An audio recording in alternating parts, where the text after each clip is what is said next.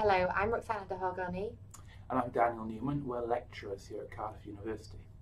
and today we're going to talk a bit about our paper, Can and Should Lawyers Be Considered Appropriate Adults?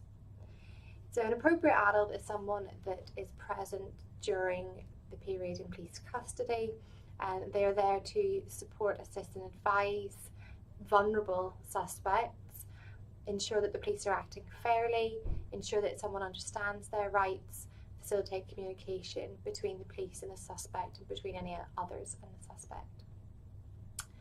This research came about as a result of some of the research that I conducted as part of my doctoral work, where I looked at why the appropriate adult safeguard was or was not implemented. And when looking at how custody officers understood the appropriate adult safeguard, there were suggestions that a lawyer could replace the appropriate adult in some instances.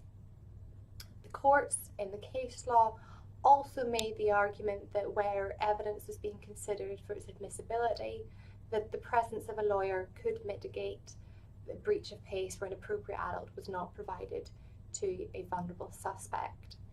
And so with Dan, I got discussing this research, and we were debating whether or not lawyers could indeed perform this function, and that is the reason why we have written this paper.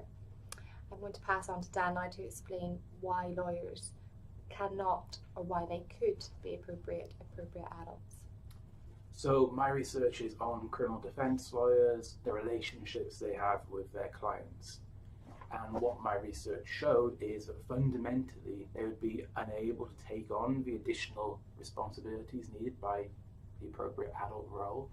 They're already facing increasing amounts of pressure in terms of their time from all kinds of cuts and from the wider austerity agenda. Lawyers are very conscious in my research that they don't have the time to spare with their clients. They can't build up the good relationships. They can't develop the empathy, the things that you would expect them to be able to do and that you would need them to be able to do if they were going to be appropriate adults. So we found that fundamentally we couldn't recommend lawyers taking on these additional responsibilities because they wouldn't be able to do them.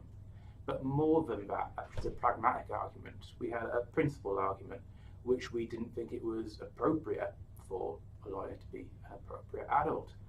The ideal of a criminal defence lawyer is that they practice zealous advocacy, they obstruct justice. While appropriate adults are supposed to facilitate justice, they're meant to ideally be neutral, so they're playing different roles in the process. More than that though, an appropriate adult is supposed to bring in additional support. If you take that away, then vulnerable suspects are actually getting a bare minimum. They're not getting the additional help which they need.